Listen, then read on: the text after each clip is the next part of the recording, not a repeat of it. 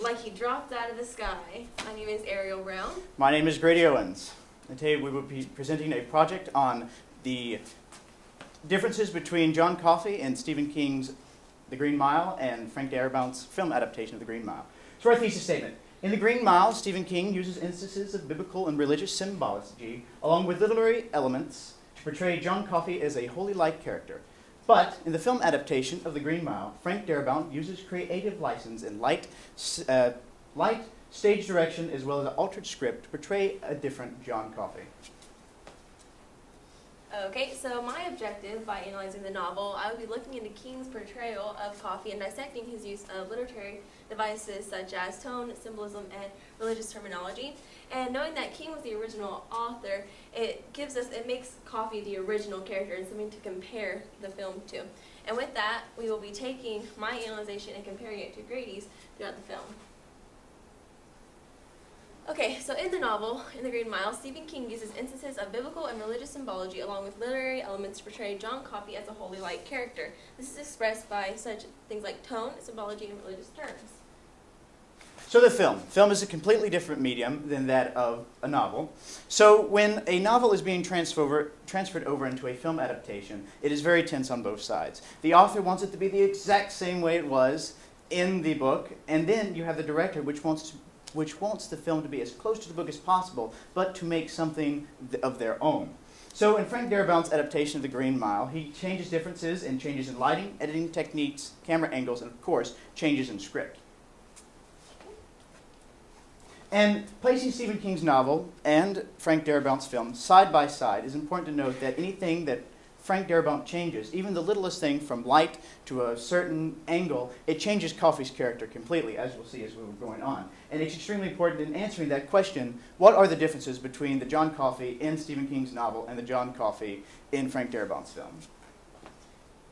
Okay, so we will start by looking at the first miracle, the healing of Paul's urinary tract infection. He's been dealing with this for some time, and nobody at work knows about Paul's UTI, and certainly not John Coffey. So John Coffey is calling Paul down saying, I need you to come here, I need you. And so Paul is the only guard on the block at this time. So he's a little reluctant to just go down there, especially when John asked him to come in his cell, because if something were to happen, nobody would be there to help him. So as he walks in, it says he patted the mattress beside him, his eyes never once leaving mine. I sat down there next to him, and he put his arm around my shoulders as if we were at the movies and I was his girl.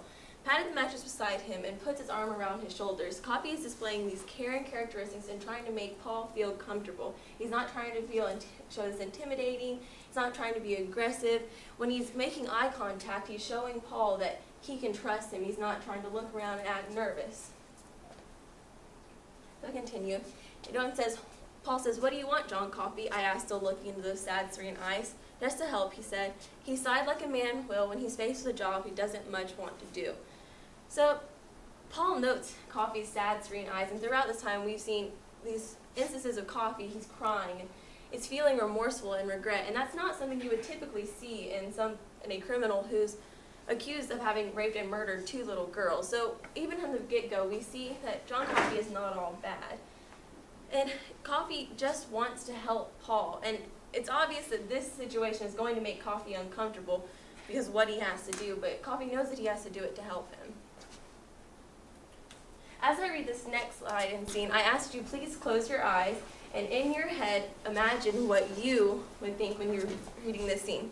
There was no heat, no feeling of electricity, but for a moment the colors seemed to jump out of everything, as if the world had been somehow squeezed and made to sweat. I could see every pore on John Coffey's face. I could see every bloodshot snap in his haunted eyes. I could see a tiny healing scrape on his chin. I was aware that my fingers were hooked down into claws on thin air and that my feet were drumming on the floor of Coffey's cell. Open your eyes. Keep that picture in your head.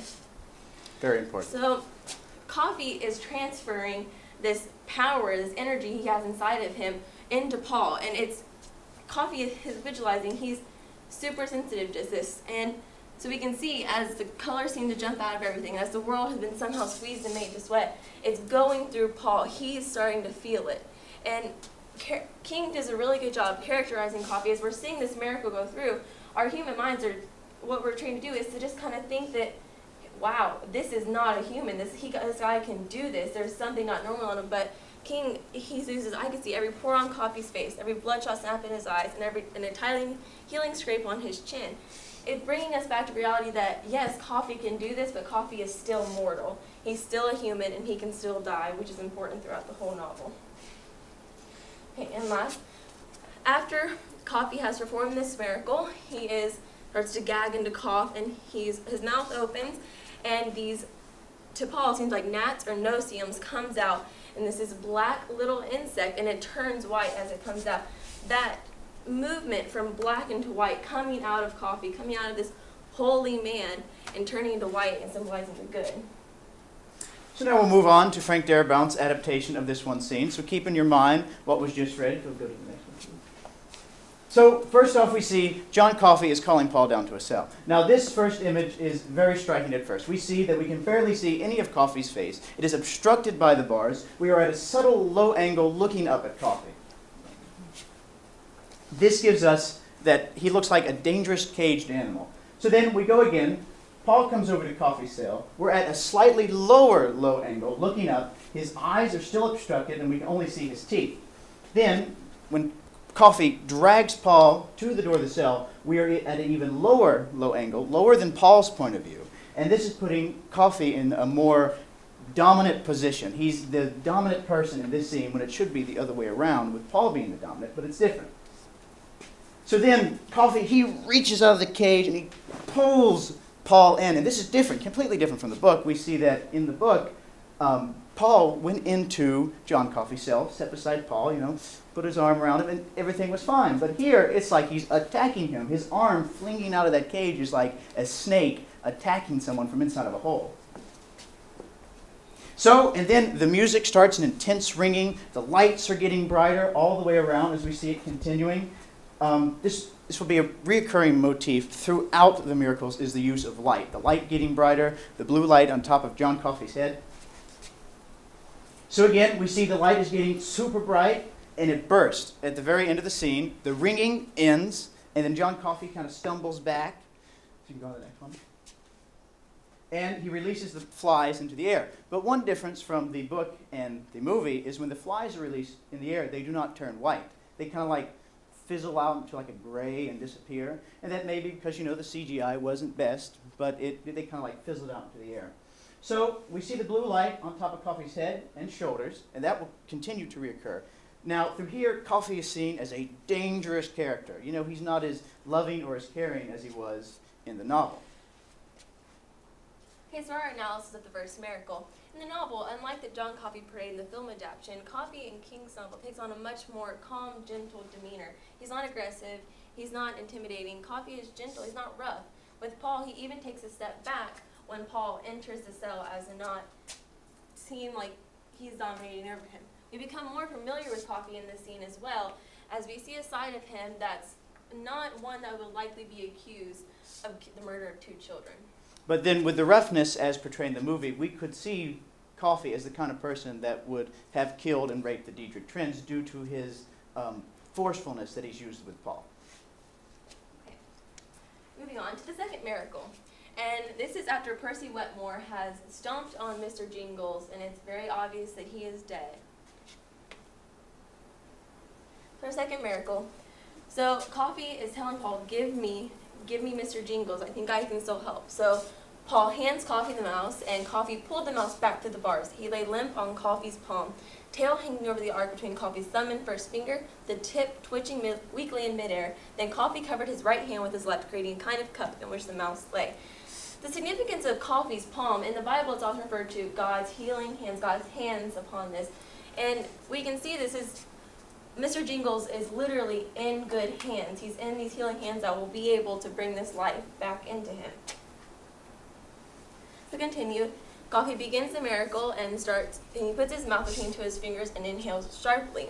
As we go on, we see the pain that this is causing Coffey. I saw the face of the man who looked desperately sick or in terrible pain. His eyes were sharp and blazing, his upper teeth bit at his full lower lip, and his face had faded to an unpleasant color that looked like ash stirred into mud. It's obvious that whatever Coffey is sucking out Mr. Jingles is physically affecting Coffey.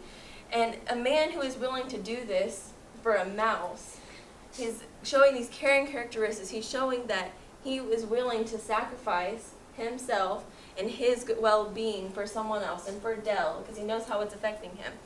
And then after that, we have direct from Dear Jesus, Lord and Savior, brutal, the direct religious terminology using to describe the situation in which John Coffey is taking in. And last, we again have the exhaling of these insects coming out. He exhaled a cloud of black insects. And this time, though, they boiled around him in a dark cloud that temporarily obscured his features. Evil is attracted to the good, and with every miracle we go on, the more and more that the evil, the disease that's coming out of this is sticking around John Coffey until the next miracle where we see it completely. So, moving into the second miracle in the film, it's completely different. The lighting is whole much more brighter. John Coffey's not seen as such an evil character. It starts off with John throwing that hand out of the cell again, only he's not trying to pull someone in or grab something. He's like, give me the mouse. And this starts off with a nice, subtle flute music, gives us that feeling of hope for Mr. Jingles. So again, it's completely different. Coffey, his eyes are no longer obstructed by the bar. We are no longer at a low angle. If we were standing next to him, see that he's this ginormous man, so of course, we're not going to be all the way up here. We'll be around this area. We see that he is backlit from both sides. All of his features are completely displayed, and it's giving a certain good about this man. So he grabs the mouse, and he starts blowing into his hands. And one thing that's different from the novel and the film is that a light starts to appear in his hands, and it shines throughout the entire scene. Now, I had to cut out some pictures, but we saw, as it goes through the guards, we see that Dell and Paul, they're not as surprised that Coffey's doing this, but you've got all the different other guards that have not seen this before, and like, wow, oh my gosh, look at this. So the lights around him, they're no longer getting brighter, but it's the lights from John Coffey. Coffey is making this holy light that's blowing life back into Mr. Jingles. So the light stops, the music stops. While he was blowing into the hands, there was like a kind of like wind running through the mountains, kind of sounded natural. But as the light stops, and then Coffey, he starts gagging and coughing, and he sends up these flies. And it's interesting because here, it's in the flies last longer, as they did in the book, and then when it comes out of his mouth, it kind of sounds like a demon escaping, kind of like if you were flushing a toilet. That's about the closest thing I could compare it to. Okay, so our second miracle analysis. Unlike the first miracle, the second miracle is, in both the novel and film, are very similar. In both instances, Coffey keeps this cool and composed tone. You have this mouse that is dead and everybody's panicking. There's a sense of desperation, hurry, anxiety. It's all rushing through there, but Coffey signifies this one calm tone, hand me the mouse. He doesn't panic. And one major difference, though, is when Coffey is inhaling, it's not lighting up in his hands as where in the film it is. So then, moving on, we see that John Coffey, he's still not displayed as the, caring character as he was in the book. There are still some shades of light that his face is not fully illuminated as we see, but it has progressed from the last scene because now Paul and Dell, they know what Coffey's able to do. So there is that light around Coffey that he is this good character, but still you have the other guards that, they did not know that Coffey was able to do that. Okay, and our third miracle.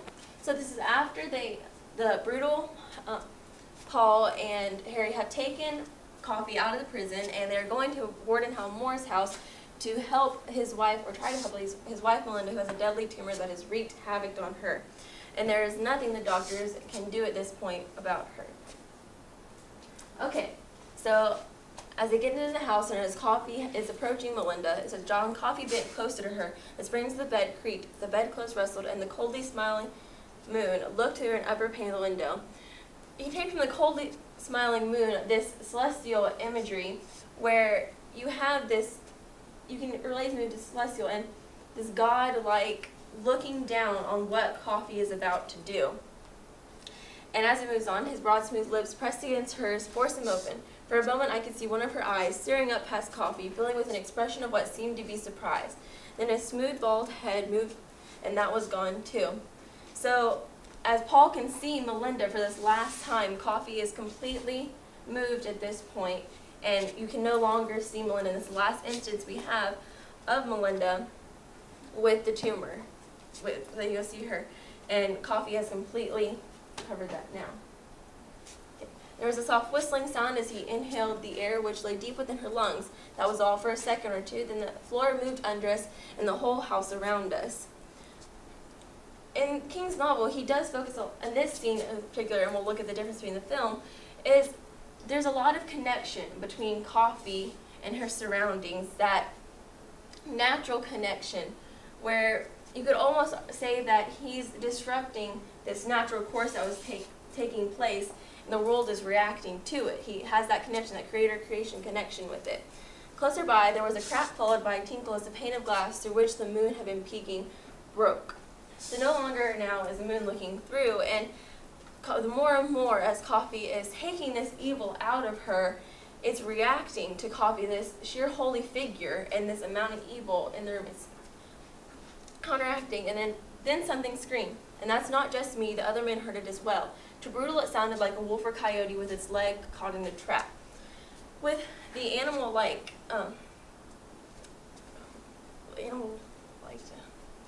words used here, you can almost compare this evil to the wolf or coyote, which is this predator image. It's taking its prey.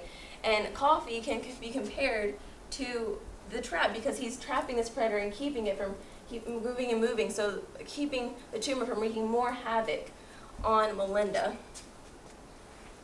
So I decided to start this scene a few scenes back, but still very important. So this is one of my favorite scenes. We see Coffee and them leaving the prison. We see the full moon in the corner, and everything else is surrounded by a blue light as emitted by the moon. So this starts as they're leaving the prison. Coffee again is seen in that same mysterious type look where we can't see his eyes or his face. And this comes from when the guards were talking about taking Coffee out of the cell. Of course, Coffee's not going to know. It was their plan, but yet Coffee at the far side of the room says, "Yes, boss, I'd like to take a ride." Adding to that mystery that goes along with we can't see his face, but we can see his body. So and then they finally get him outside the prison. And Coffee, as we continue, we see he's becoming a more holy character, but he's also becoming more childlike. Because like in the beginning, he came in, he wasn't sitting crying on the bed like he was in the book. He's usually just sitting there staring out of the cell. Now we finally see he comes outside. He's amazed by what he sees around him. He sees the stars, and he even points up and names one of the constellations, like there's the lady in the rocking chair, Cassie. And this continues. We see that the blue light is all over Coffee now. It's no longer just on the top of his head. It's all around his body. He comes to the leaves. He picks them up and he smells the leaves. Kind of the creator admiring what he's created. And he even shows it to the guards. He's like, "Look at this. Smell this." So then he approaches the house. Hal Warden's outside with the shotgun. He comes up to the porch and we see that his face is split. We've got this side of the face is covered by the blue light and the other side is covered by a golden hue. So he comes inside, and he's now surrounded by this golden hue. No longer is Coffee, covered by the dark cell in the prison, or the tans and the browns in the prison. He's completely in like a golden hue, such as someone holy in a golden hue. And as he's walking up the stairs, it's interesting because we still see the blue light on his chest and on his forehead, but there's no window for that light to come through. So he's creating it himself, in a way, as he's inside the house. He comes up to the door. He peeks through. Again, we're seeing from Melinda's point of view, he's kind of shaded. We don't know who this man is. He's shady, but as he opens the door, his face is fully illuminated with light. He's the Savior coming to help Melinda. So this goes on.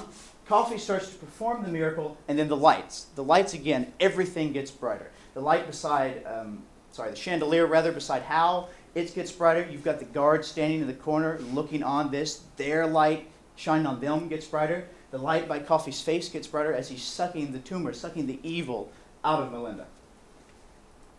This next shot is a really good shot. It kind of displays what's going on in this scene. We see that the lights are getting brighter. Coffee is standing over Melinda like this holy man sucking out the evil, and the lights around them are getting brighter. So the floor starts to shake. He finally gets this tumor out of Melinda, and one thing that the book is not able to do is to show us that she looks 10 years younger. Here we can see that here she was raggedy, she had red spots all over her face, hair was everywhere, but here she's like a golden goddess. She's got makeup on, her hair's nice and flowing. She actually looks 10 years younger. We can see that coffee has rejuvenated her to where she's 10 years younger. And our third miracle analysis. While both the film and the novel are generally the same, there are small, minute details that are different. And the novel focuses more on coffee's connection with the natural world and his power as himself, and as well as insinuating the fact that there is this evil presence in Melinda. And the connection seen between the floor shaking and the entire house shaking, and whatever evil is in Melinda is reacting strongly with the holiness of coffee. So then we see in the movie that it's not, since Paul is not telling the story in the movie, we're seeing it happen. Frank Darabont has to use a lot of different techniques, to show that coffee is this holy character. So lighting, again, plays a major role. And sound as well, because in this scene, while he's pulling it out of Melinda, we can hear that wind rustling through the mountains, kind of that natural light, but it's not as natural as it is displayed in the book. Next is Paul's dream. This section is exclusive to the novel, and it takes place on the way back to the prison after healing of Melinda Morris, and it is one of the most obvious scenes of the connection between Holy and Jesus and the Holy character. I dozed off and dreamed of Calvary Hill, thunder in the west, and a smell that might have been juniper berries. Brutal and Harry and Dean and I were standing around in robes and tin hats like Cecil B. DeMille in a Cecil B. DeMille movie. We were centurions, I guess. There were 3 crosses, Percy Wetmore, Edward Delacroix flanking John Coffey. I looked down at my hand and saw I was holding a bloody hammer. "We got to get him down from there," Paul Brutal screamed. "We got to get him down." Except we couldn't. They'd taken away the stepladder. I started to tell Brutal this, and there was an extra hard bump, and it woke me up. So, John Coffey represents Jesus Christ in this scene and during the resurrection. And he is this innocent man who has been put on his cross to die for something he did not do, which represents him when he is put in the electric chair, dying for a crime he did not commit. So we have Paul, who is the one who has nailed him to the cross, who is holding the bloody hammer, and they couldn't get him down. There was no way they could get him down from there to save his life because it was too late. So then these next 2 scenes are exclusive to the movie. This next scene, go on to the next one. This one with Paul talking to Coffee, it's not exclusive to the movie. It's in both the book and the movie. But here we see the blue light on top of Coffee's head again, where he's back at the prison. He's done healed Melinda Morris. And this is days before the execution. Paul comes up to Coffee. He's like, "What do you want me to do? Like at the time of my judgment, when I see God, what am I supposed to tell him? It was my job." And so that is the most important, is that Paul says, "What am I supposed to tell God?" But then Coffee retorts, "You tell God the Father." So we're saying that there is that bridge between that a religious connection between Coffee and then something holier than he is. So then this scene, they go into the theater, and this is full of religious symbology. We see that Coffee, he split down the middle again. We see the blue light at the back, but his full face is again immense in that golden hue. Fred Astaire is singing in the background, "I'm in heaven, I'm in heaven." So you go to the next one. And we see that the way that they're sitting, we've got Coffee in the front, we've got Dean and Harry in the back, and then we've got Brutal and Paul at the side, creating a cross section between the 5 men sitting there. Another religious image. Go to the next one. And then, this is even more blunt. We see the front of Coffee's face, and his whole backlit is with a crown of light. That blue light shining on top of Coffee's head has finally taken its final form as a crown of blue light. Such when you see pictures of Jesus, they've got that, golden light behind them. This is that kind of related image. And we also see that while Coffee's watching the movie, he says, "These angels just like in heaven." So of course, Coffee, he's probably, if he's never seen a movie, maybe he's never seen an image of an angel. So how would he know what they look like? We don't even know what they look like. So, and then here's more instances of the blue light that I didn't get to explain, but in Dell's execution, the power of Coffee with his blue light. Okay, in Coffee's execution, Coffee is finishing his transformation, and the guards are very reluctant to go through with the execution. He starts out and he says, "They is laughing too. I put my arms around them, and there is no blood coming out of their hair. They is just fine." So Coffee is talking about the Diederich twins in this, and it's an allusion to instance in the Bible where Jesus is sitting there with the children around him. And baby Jesus, meek and mild, pray for me, an orphan child. Be my strength, be my friend, be with me until the end. Amen. So unlike Dell, Coffee is not saying a sinner's prayer. He's not asking for forgiveness. He's saying a prayer of a child. He's innocent. And as he goes into the room, he can feel the hate of these people who are there to watch his execution. It says it hurts, bores in me like bee stings. He can feel all of it. And then that is when, afterwards, Brutal steps in into John's field of vision, and he touches John's shoulder. And so John can feel that love coming through Brutal, and it makes him feel better and calmer. And over the head, 3 of the hanging lights blew out, pow, pow, pow. And after Jesus was crucified, the world went dark. So it's allusion to this, John Coffey, the light, leaving, and the light is gone, and it's left in the darkness. So then we've got, you can leave, John Coffey's execution. We see that Paul and the guards, they come to see John Coffey. But the difference is, Coffey, he's sitting in his cell, there's more of a golden hue, but the blue light's gone. The blue light's no longer there. Of course, the window's open, but the blue light's not shining on Coffey's head anymore. So then they come out of the cell and they start to walk down the Green Mile. Now, what's interesting is throughout the film, he's been becoming completely more childlike. Of course, he was big and bulky in the beginning, but now, he's gone through that transformation to where he has Paul take the necklace off of him, when in the book, Coffey takes the necklace off of himself.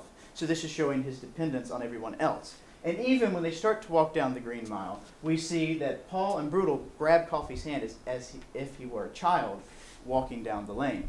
We also see here that Coffey, he talks about a dream that he had with the Dietrich twins, that they were sitting on his legs and they were watching Mr. Jingles at Mouseville. This goes to another religious image that we usually see with Jesus with the children. We have to dig a little bit more into it to see it, because we're not seeing it, we're hearing it from Coffey himself. So they come in, we see Coffey, he's strapped to the chair, such as Jesus when he was nailed to the cross, and then they put the cap on top of John Coffey's head, such as the crown of thorns. He sits there, and during this scene, it goes back to where we see another side, Coffey's looking out, and the blue light has returned. It's shining down upon his face. Then the golden hue is completely here when the lights start getting brighter, and he's sitting there. He's full focus. He's our full focus in the screen. So again, and then here he starts saying, heaven. I'm in heaven. It's a recurring theme in this part of the movie. He keeps saying, I'm in heaven, giving that religious sounds to the execution. And then, of course, the lights blow out. The whole room goes dark. The light of the world has been silenced. And sadly, the room goes dark as well. Okay, in our final scene analysis, in our last scene with John Coffey, we see him being led to his death for a crime he did not commit. In the novel, Coffey takes off his necklace, completing his transformation from a child to adult. The film leaves out the orphan child prayer, and the prayer helps us to understand, though, Coffey's relationship to God. He's an orphan child asking for God to give him strength and protection. So then we have the film. The difference is Coffey has Paul take the necklace off, signifying that complete transmission to a child in the film. Okay, and our conclusion. In Stephen King's The Green Mile, Coffey is a holy light character. From his caring actions to his energy and power he possesses, he embodies this Christ-like ability. However, Darabont's adaptation of Coffey does not exactly line up. In the film, Coffey eases his way into the gentle giant we see throughout the novel, and the first miracle is an example of this. In the film, Coffey is aggressive with Paul, yanking him to the bars, whereas in the novel, Coffey is gentle with Paul, making him feel comfortable. So Darabont also chooses to portray different aspects of Coffey in the scenes. For example, in the third miracle, Darabont does not focus on the natural aspects that King does, where he goes into great detail. It's more just about the miracle itself and the golden hues and the lights. This is also seen in the execution scene. King spends a lot of time talking about what happened to the other characters, but here we're mostly seeing what's happening to Coffey in that very moment. Overall, though, Coffey is a holy light character in both adaptations, only varying in ways. King's gives off more of a natural holy man, while Darabont's drops subtle and sometimes frank images to assert Coffey's holiness. That's all. Well done. Do you have a question? This is a question for you, Grady. Yes. You provided a lot of description about the film itself. You described the golden hue, the blue light, lighting in general, and camera angles. Would you be able to maybe give a little bit more of an analysis on these things in relation to the novel and use cinematic language to provide support for your analysis? Sure, we could do that. We'll go back to the very beginning. Actually, Or do we not have time? yeah, we don't have time. It is a valid question. One I would have asked also, along with some others, but we can talk about that later. But well done for your presentation and for going first.